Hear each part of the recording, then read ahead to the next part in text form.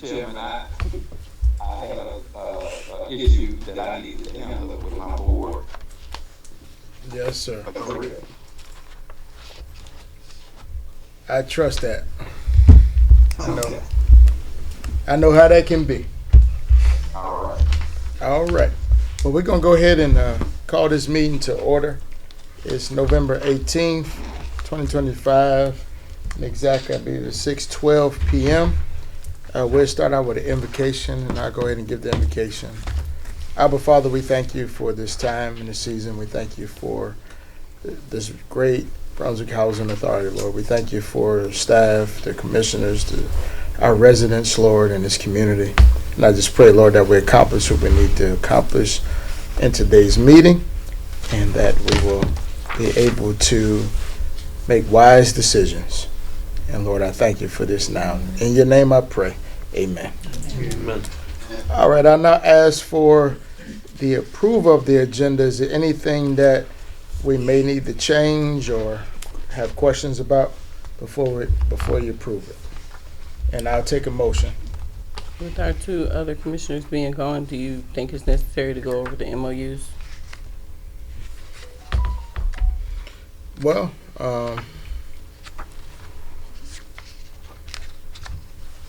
I think if we can at least have it, since it's on the agenda, we can at least have it presented, and we don't have to make a decision on it tonight. We have to make sure that they see it. And primarily, it's not our guest's fault that our commissioners did not show up. So I would not want to punish our guests. That's the only reason why. That would be my only reason. Are y'all in agreement? I mean, whatever y'all in agreement with, if we ought to have a motion. Mr. Chairman, I'm good with moving forward with approval. I'm familiar with it. So it's up to you all. Motion that we go ahead with the approval of the agenda as it is. Okay, we have a motion that we approve the agenda as it is, and we have a second. All that's in favor say aye. Aye. Aye. Aye. All right, we'll now move forward with the agenda. Next, we have item C, approval of the minutes from the November meetings, which was held on November 12th, our work session minutes and our executive session. Did we have a chance to look over those minutes? Yes, sir. All right, well, we'll take a motion then. Motion that we approve the minutes from the November meetings, the work session minutes held on November the 12th, and the executive session minutes held on November 12th. All right. Second. All right, we have a motion to move forward with the approval of our November meeting held on November 12th and the second. All that's in favor say aye. Aye. Aye. All right, we'll move to new business. Resident Council, Ms. Hosley. Good evening. My name is Maisha Hosley. I'm the president of Resident Council. We had our game night on the 13th. We are finalizing the dates for December for the calendar. The order for Second Harvest, it had been placed. We put all of the items up. We did not go over the budget. It was $560 spent, around that amount spent. And Ms. Richardson also, she has started the financial literacy with Navy Federal. And beginning in January, it will be every second and fourth Friday from 11:30 to 12:30. The one that she just had, it was a total of, let's say, 6 or 7 residents, but it was from both public housing and Section 8. So that's all I have right now. On Thursday, resident empowerment starting at 11 a.m. and then from 4 p.m. to 6 p.m. it will be Cornerstone Lodge number 8. They will be there to serve hot meals and also the Good Neighbor Pantry will be open from 4 p.m. to 6 for public housing and Section 8 residents. Awesome. Good. That's it. Any questions from the commissioners? All good? All right. Thank you, Ms. Hosley. Thank you for everything that you all are doing for the residents as well. Appreciate it. All right, we move to item B, MOU for St. Simon's Radio Incorporated. And I do want to say again, I know we have MOUs presented today, but we do want to make sure that our other commissioners have a chance to look at these MOUs before we move forward with anything. And just want to make that known. Just a consideration. But at this time, we have St. Simon's Radio Incorporated, Miss Neely. You can step to the platform there and talk to us and all that good stuff. All that good stuff.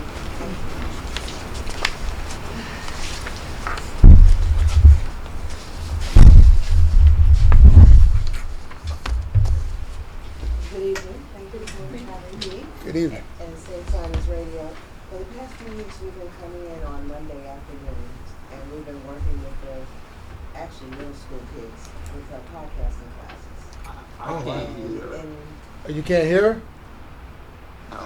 okay, for the past few weeks, we've been coming here. How about now?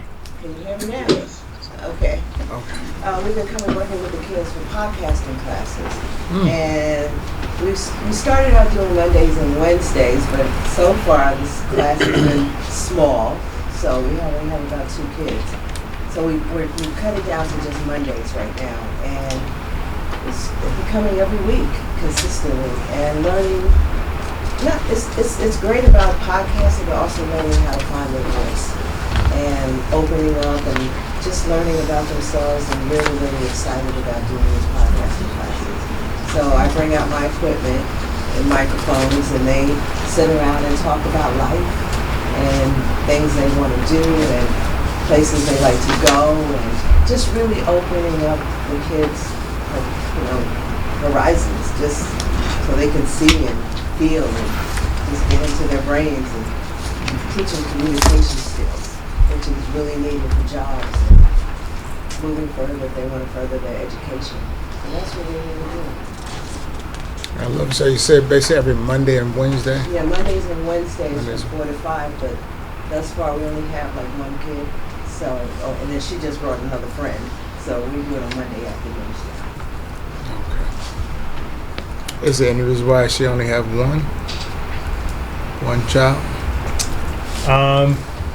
We were going to target some additional residents who children aren't are not attending any of the after-school programs that we currently have, because anytime we go out after 4 o'clock and we're walking properties, we see children out, and so it's just a matter of being able to talk to the parents and see if we can get them interested. The interesting thing about this particular class is that when I came along, being an influencer was not something that was heard of, whereas today people straight out of no school or education are earning more than the traditional degrees, and so this is an area where learning about radio can actually send you down that road, and it seems like this would be an opportunity clearly that some of our resident children would want to gravitate towards. That was the point. Well, I definitely love the idea. I just, could we use Job Plus funding for this? We could. I think they were looking to try and pull it under their umbrella at one point. The last time we were talking with the HUD rep, but it could remain as one of the vendors for the housing authority as well. So either or. I just asked, because we have the funding through Job Plus, and it's for resident service, things like this for our children. And that's just a consideration if the board is in agreement with everything moving forward. For some, my understanding, the ask is $50 an hour from looking at this. Yeah. Okay, and I don't want to ask all the questions. Any questions? I guess my thing is, it says the MOU will be effective from August 11th, 2025. Well, we started, I've already done like a month and a half of classes. I haven't really even sent them an invoice. I've just been doing it because the kids have, once the flyer got out, I like, and the kids were interested, we just came along. And my partner who works with me, he lives all the way in Shelman Bluff. So basically that's gas for him to come out here. We've really been just coming out and working with the kids. So, yeah. I guess if we already doing it, what do we think? Because anybody that we brought in, we wanted to get, first off, make the board aware of who was providing services to our residents, and then get the approval of any MOU before it's signed. Ms. Neely has the August the 1st program that we did at McIntyre Court. She provided the music. She's always been there to support anything the Housing Authority's done. The gathering in February of earlier this year, she's always been a staple of supporting our programs. And so the fact that she was running this course over at the school on St. Simon's, we thought it was a good idea. Why not give our resident children the same opportunity? And so she was invited in the fall, but nothing was going to become official Right. until we brought this to the board and made you all aware of it. And so at this point, it's more of a volunteer opportunity to give them the exposure. And which is the other reason why we haven't done a massive haul to try to pull students in, because we want to make sure. And with everything that's been going on with the agenda, this is the earliest we could get it on. So your concern was it wasn't no funding that was being done. They was doing everything pro bono, but your concern was it's been going on since July? August? Yeah. I mean, it wasn't really a concern. I mean, but if it's already happening, I don't understand. But he just explained this was the soonest that they could get it on the agenda. And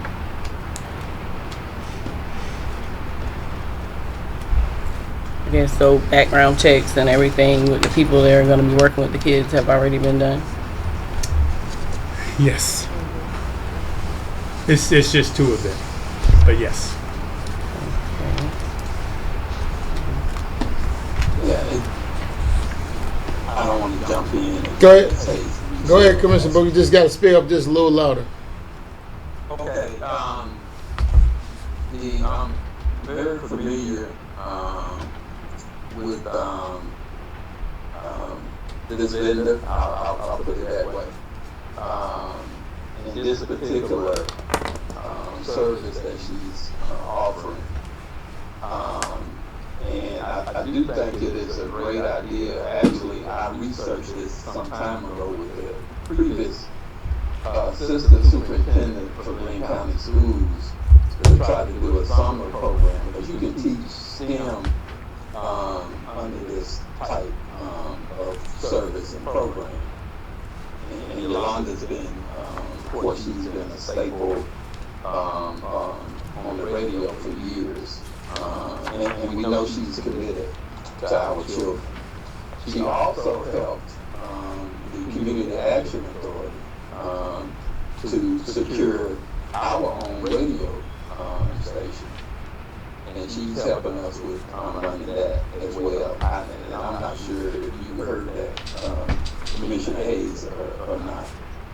But she well versed, and she's always been there to support everything that the Community Action Agency's been doing for many years. So I totally support this when I saw this in the packet, and I really think that this is something we can grow. The only thing I would ask is that we look at including the parents, because we have a lot of young parents that I think this may be a way for us to interest them. And I think she could help facilitate some real self-confidence skill building into this program. But I think it would be something, and we might find us another Yolanda out there going through this process. So I think this is an excellent one. I'm very familiar with it, and Yolanda her work.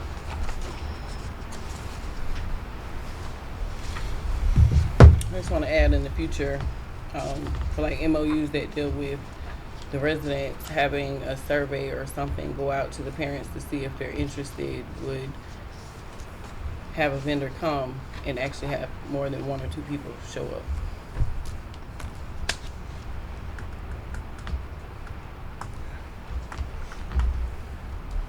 That be on the record.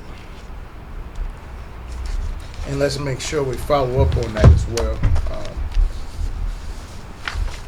one of the things we want to try to avoid from things happening over and over again, especially after a directive has been given. So let's make sure of that. Well, Ms. Yolanda Neely, you'll definitely be hearing from us. Again, we're going to give the other commissioners a chance, but as you can hear, we're all okay with this process. I think this will be a blessing for our residents and our children and for this organization. So, And keep in mind too, when they see people that look like us, own, having, and own, it does something to these kids. And I understand, the correct way of doing things, but the main thing is uplifting. And we're dedicating our time and our will to do that, to help uplift kids, especially in this needy community. And that's what we're here to do. absolutely. But thank you for your time. Thank you. Thank you for your presentation. And like I said, you'll definitely be hearing from us. As of right now, we got a full vote, but we do want to respect the other commissioners. Absolutely. All right. Thank you. All right. At this time, we're moving to the MOU for Ebony Tree Farms, Mr. Frederick and Anna Griffin. And are they here or are they on? Oh, okay. Okay. Right All there in right. the corner. All right. All right, Miss Anna and Mr. Frederick, y'all talk. You're on. Talk to us. Fantastic. We thank you all for taking the time to be with us, or allowing us to be with you, actually. We have a PowerPoint presentation we're going to show really quickly, if you don't mind. No, sir. You could turn up the TV. We'd also like to take the time to say thank you to some of our team members for showing up for this meeting as well. We appreciate that. Okay, I take it that. Oh, who's that up there waving? I'm sorry, I'm not able to. What's your name? Hi everybody, good evening. My name is Louise Palmer. I'm the Executive Director of the Environmental Equity Information Institute. We're an environmental justice nonprofit that partners with communities to help them with their data needs. And we're thrilled to be part of the team that Ebony Tree Farms has put together to support the Brunswick initiatives. Okay, thank you. I see someone else too.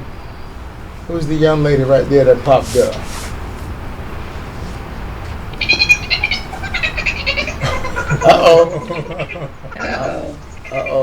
Wait a minute, you gotta fix that. You're talking too fast. Come, go out and come back in. I can jump in here and tell you. Oh, well, Please do. yeah, just tell us who she is. She gotta get that fixed. Yeah. Her name is Marquita Robert. She is our education specialist for Ebony Tree Farms. Her programs are incredible. She runs SWAT Foundation. And so she is the education person for us. Okay. Okay, so. All right, Miss Anna, Mr. Frederick, is there any way that you all could email this to Miss Christina Curry so all the commissioners have a chance to look at this PowerPoint? As a matter of fact, we have emailed a copy of the presentation as well as a take-home handout for the members of the board. Excellent, Yes. excellent. Thank you. All right, move You're forward. welcome. All right. Okay. So as we said, we are Brandon Anna with Ebony Tree Farms.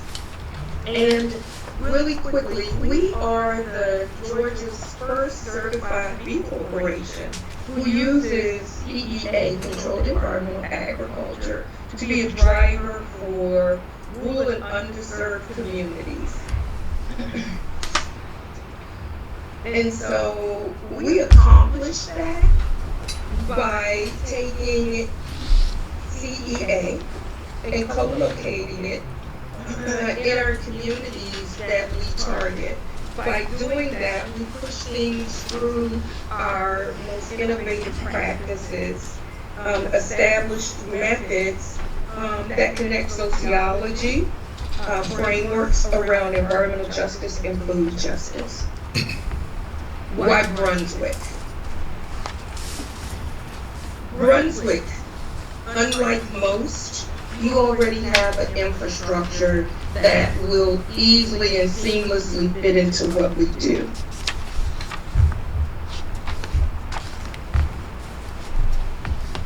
And it's those already established frameworks that allow this project goals list to accomplish some of these things in a much more rapid way than most projects we've done or are doing. Our approach is what we call a municipal engagement framework. There's 6 phases where we like to align ourselves with the primary stakeholders to ensure that we have all of the requirements understood, and also ensure that everyone that has an investment or interest in the project is being represented, and particularly the voice of people from the community, like the housing community. And so now, as focusing on the MOU, the way the MOU is structured at a high level is that it's between Ebony Tree and the Brunswick Housing Authority, with strategic partners with Coastal Georgia and Rebuild Glenn County. Our effort and our initiative focus primarily on using food systems to drive economic development, workforce development, and solve any issues that are around as it pertains to access to food. And so with this MOU, we've already established the Food and Wellness Council with the support of the strategic partners. And the whole idea is to allow us to be not just the technical support, but the strategic partner. We don't see ourselves as consultants. We see ourselves as coming along as being part of the Brunswick Housing Authority family to ensure the best interest of the residents of the housing are taken care of while we're pushing this project into reality. And one of the key features of the B Corp is that we are accountable for providing 2% of our net revenue back into programs that we start on the ground. And as we get into being able to drive revenue from some of the projects that we want to bring to the Housing Authority, and for example, the agripreneur and the sale and co-sale of value-added products, as we scale that out, that percentage that we allocate back to the housing project and back to the community scales accordingly. And then we also want to ensure that we reinvest everything that we can into the programs. So what we've done so far is set up an infrastructure so that all of the project requirements and project tasks and funding are being housed and stored in a centralized location so that we can better control how that data flows and information flows. We've already done several walkthroughs down in the Brunswick area there, and we've scoped out the MOU. Now it's time for us to move into solidifying things so we can get into some planning and implementation. And so what we're looking for when we seek out board support as stakeholders is advocacy, championship, and bridge builders. Most importantly, the folks that are on the ground that really understand what the community needs and be an active part of the project so that we can serve the community the right way. And that's all we have. Thank you so much. Yes. Thank you. No problem. Any questions from the commissioners? So what stage are we at right now? We're in phase 1. We're gathering governance. We're ensuring that we have all the required documents in our repository so that when we see opportunities to fund the various aspects of the project, we're able to fund them quickly without having to do a mad rush to secure data at the last minute. So do we have a copy of the phases? Yes, ma'am, they are in the MOU.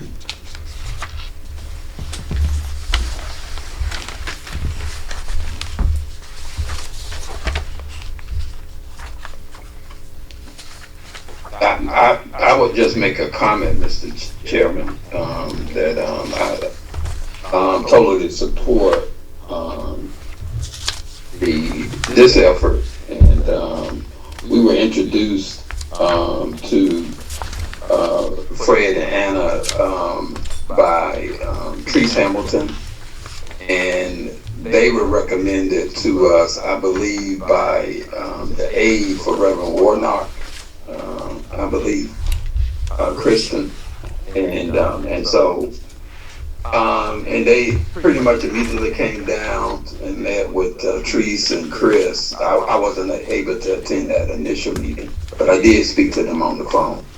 And we've been talking back and forth. They've been here another time and spent a day with us and been very helpful and helping us to initiate. I asked to set up the Food and Wellness Council for us to begin to really launch a campaign around a concept that they brought to us, and it's not something that is really new to our community, but just the phrase of it, food is medicine. And I don't think we often think about that, but their work is demonstrating that. They're working with a group of doctors, not just with Dr. Palmer and her organization, but also a group out of Augusta with the Cancer Research Center there. And Fred, Anna, will you all talk a little bit about that work that you're doing there? Yes, so during our proof of concept phase, our initial push was to ensure that extra produce was available in the communities that needed it the most. And in our collaboration with the Georgia Cancer Center, Dr. Malcolm Bevel, he revealed that there are 13 to 14 different stress and obesity related cancers that are prevalent in communities where there is low access to food. And because of that, we tailored our system to be deployable to address that need. And we're also working with Dr. Shonda Asdale. She is a urologist and a surgeon, and her background expertise is prostate cancer. And so we also focus on supporting that with not just the produce, but in both cases, we provide cooking workshops to teach people how to prepare plant-based meals that will help improve their medical and health conditions.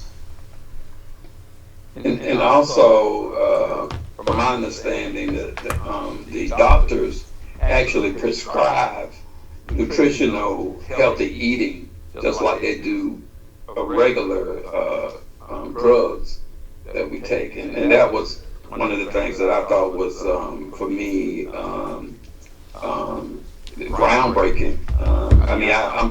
I know my doctors, they encourage me, but to prescribe it is something different. It gives another type of emphasis for the patient to really try to adhere to it. And so and then Anna's cooking and showing families how to cook. I assume Fred can cook something, but I think Anna does the most of it. But it's culturally relevant for our families, because if you don't consider the culture of the family, then they won't do it and they won't eat it. And I think that is another piece that's very important for what we're doing. And would also like Dr. Palmer to talk a little bit more about her organization and how it impacts us in the work that she's doing, and mention Dr. Finney. Sure, thank you, Commissioner Booker. Again, thanks everybody for inviting us this evening. Our nonprofit, as I said, we're 30 years old. We were founded by Dr. Femi Adesanya. He goes by Dr. Femi. He has been doing this work since 1992. He started as a professor at Hampton University in Virginia, and the goal has always been to help communities access, understand, and use data for their specific needs. So every project we work on is very community-centered, It's driven by community goals and objectives, and our role is just to be a independent partner to support teams on the ground, whether that's we conduct environmental community assessments to provide baseline data before projects get underway. We help communities translate that data into action in terms of project scoping designs. This would be particularly important for communities that have a legacy of industrial pollution and contamination. We need to make sure that soil is good quality. We also address any climate resiliency concerns that may be pertinent, particularly in Brunswick. And we also then can provide evaluation and ongoing data tracking, monitoring services so that you can track, measure your progress against your objectives and make real-time adjustments as needed to your strategies. And really just to help support you all with amplifying community voice and the impact of the initiatives on the ground. And having that data is so key to then being able to leverage additional funding to continue the work. We work throughout the Southeast and the Deep South. We have partnerships in Mississippi, Louisiana, Alabama, Georgia, of course. We're based in Atlanta, but we do have staff that are based in Augusta as well. We are working on a similar initiative right now in New Orleans Lower Ninth Ward, which is another food insecurity initiative. So it's definitely a topic very dear to our hearts. And we firmly believe in the Ebony Tree Farms model, which really brings a holistic lens to not only addressing hunger and economic issues, but addresses underlying social determinants of health that are related to environmental contaminants and hazards. And yeah, Dr. Femi can't be here, but he is fully in support of the team and the initiative, and we really hope to be able to support the initiative going forwards. I'll put our website in the chat here so you can look us up at your leisure. Yes, please visit it. Go ahead. I'm sorry. No, I just had a couple of follow-up questions. You can go ahead. No, I was just going to say the importance of this, the data, and of course, and I attended Hampton in my freshman year, so I was happy to hear that was where Dr. Femi was a professor. I might have been there during that time that he taught, but I was a business major, and I think he's a chemistry professor. But the importance of this for us, we got 4 Superfund sites. Actually, we have 16 Superfund sites. That's what they call toxic waste sites. But we kind of shortened the meaning of the major ones. The major ones are on the national priorities list, and they're the worst of the worst. And we have 4 of them. That's the Hercules Terry Creek site, the LCP site, the site behind Nally Honda. It's the 009 Hercules site. And then we have the site off of Perry Lane Road, where they used to make telephone poles, and they have arsenic and all of that stuff out there.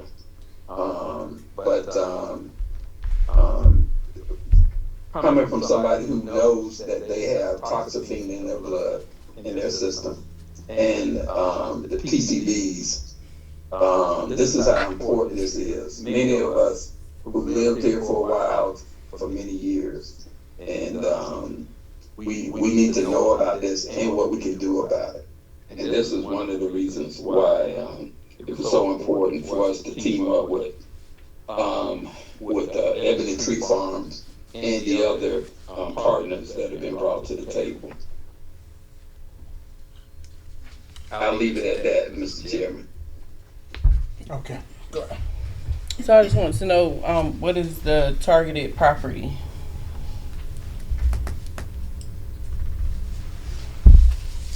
So the way our model works is it's a distributed model where we have a centralized hub and satellites. So for the concept for this particular area, we're looking to have several satellites in and around the housing area so that community residents will be able to access and get training from those systems as they're providing food. Right now we have 2 primary locations that we've recommended, and we're also looking at a 3rd location. What's those locations? So I don't know the exact name of the housing area. McIntyre Court, Risley is going to be the hub, and McIntyre Court and Hopkins Homes are the 2 initial satellites. When you say satellites, how big are we talking? A major, Commissioner Hayes. We're not talking about small, because we have the green space to do a major greenhouse, really, at both sites, and you can grow a lot of food in a much smaller space. Have we got consensus from any of the residents that live in these communities? Not yet. We're beginning a process. Like I said, the hub is at Risley. We've already been doing that for a few years. And so we're now just getting started. So we'll build consensus and bring them in.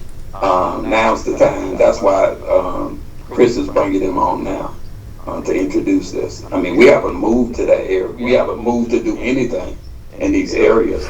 But in looking at all of the sites, when they came down for a site visit, these 2 areas were identified as the first ones that we should look at. But we're not doing anything without residents' input. So has the property in Hopkins that you're looking at, is that going to overlap the soccer field that was the last thing that came before us about that property?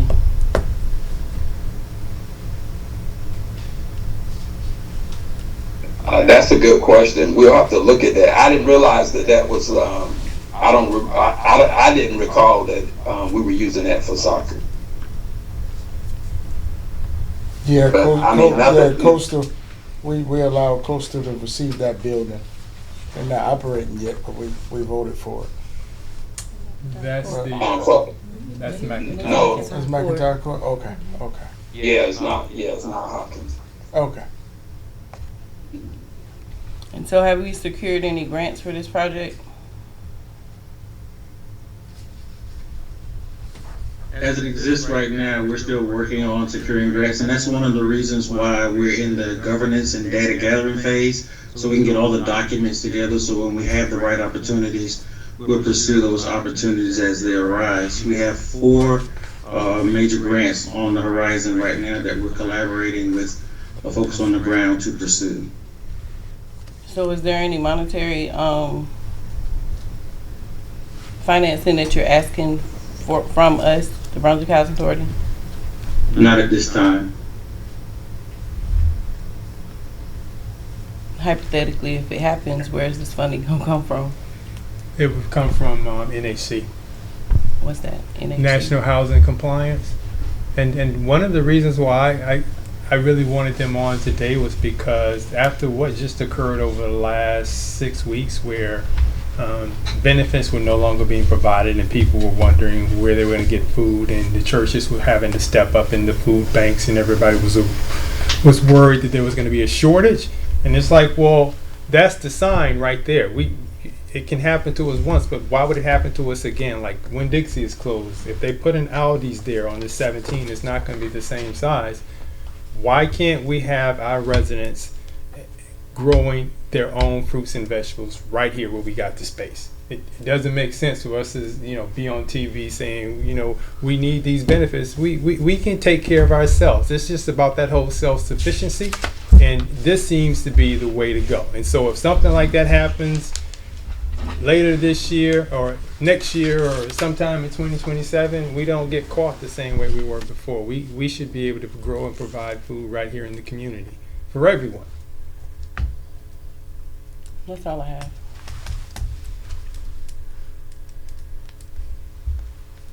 Okay. You asked one of the questions I had, so basically the funding. Well, we will make sure that let's make sure that this PowerPoint is presented to our commissioners that's not here, as well as give us some time to discuss it. And I think I don't see the issue with it. I don't see any problem with it. I mean, we want to teach self-sufficiency and make sure that our residents have food. That's very important. Oh, I think the major issue would just be the funding. But go ahead. Yeah. How many residents would be needed to participate in something so massive? And if they do participate outside of community service hours, how can we make sure they get paid for their time? And that's an excellent question. The way our model works is that we will be looking for representatives from these housing areas to be team captains, for lack of a better term, so we can do a trainer-trainer model. And everyone that we bring into the system, our goal is to provide them a stipend through an apprenticeship training program that allocates for a specialization in greenhouse growing and in hydroponic technology.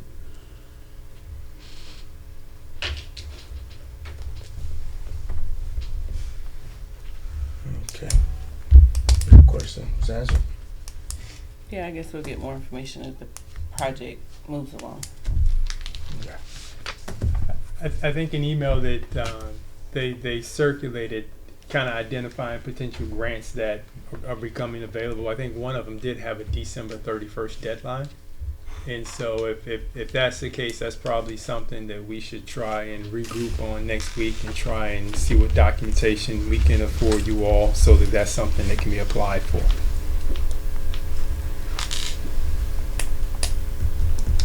Okay. Well, I definitely know we have time to discuss it. Thank you for your time, Mr. Frederick and Ms. Anna. Thank you for all that you do. Also, the other two young ladies, I don't want to mess up your name. What's the Dr. How you say it again, Doctor? You can call me Louise. It's Louise Palmer. Okay, thank you, Miss Louise Palmer. And then the other young lady that was talking fast to us, but we thank you for your time as well. But thank you. Rucker, yes. But thank you. I'm sure you'll be hearing from us as well. Just want to be able to have a collaborative thought and discussion, and we'll make sure you get our support either way. Well, thank you. I will leave you with this, though. What we do actually puts housing in the pathway to do exactly what it was meant to do, be the springboard to something greater. So that's what we do. I believe that. You guys have a blessed day, and then we are always open to respond to any follow-up questions that you might have. Yes. Absolutely. Well, thank you for your time. Y'all have a blessed night as well. You as well. All right. Thank you. Good evening. Thank you. All right.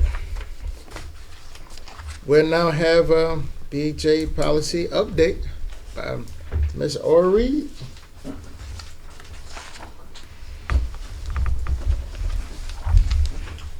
Good evening. Good evening. Evening.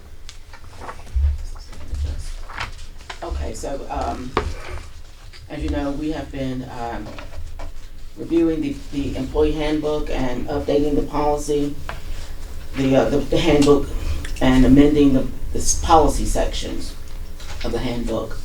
One of the things that we want to do, of course, is kind of restructure the handbook. The handbook is written with policies following after each other in a, I wouldn't say not in an unorganized way, but there's no table of contents. There's an index, and the index doesn't match what the actual page number. So those are, we want to do some housekeeping things and clean those up and then have separate pages for each policy instead of policies following behind each other on the same page. Each policy would have its own separate section or page. The policies I have for your consideration this evening include the hours of work and work schedule, attendance, vacation leave, sick leave, employee enrichment, employee grievance, vehicle use, and the spot award policy. So starting with the hours of work and the work schedule, this is in section 2.8 of the current handbook. And with this policy, what we've done is, they're mine apart, so I can kind of flip back and forth. It's added some language to address deviations in schedule, including abuse. So the policy has been updated or revised to include what the operating hours of the housing authority is. This is Monday through Friday, 9 to 5. Hold on 1 minute. I'm sorry. Hold on. I think Mr. Booker just texted that he had to step off for another meeting, so. Oh, we gotta stop there. Okay. He didn't say. That was real professional. Yeah. Well, All right. I'm sorry, Miss Ori. We can't bylaws, we can't continue this meeting because we don't have a quorum. and I think it would be better for all of the commissioners. to Absolutely. go these issues. Yes. Hopefully we'll get all the commissioners here. Yeah. Because I definitely could have been somewhere tonight too. Well, Yeah, I'm on my way to California. I could be at home right now, getting ready, right? Right. So, Absolutely. just thought I'd say that. But I apologize. This meeting is adjourned. Okay. We'll get to it. We can't have no executive session. All right. Thank you. Y'all have a good night. You too.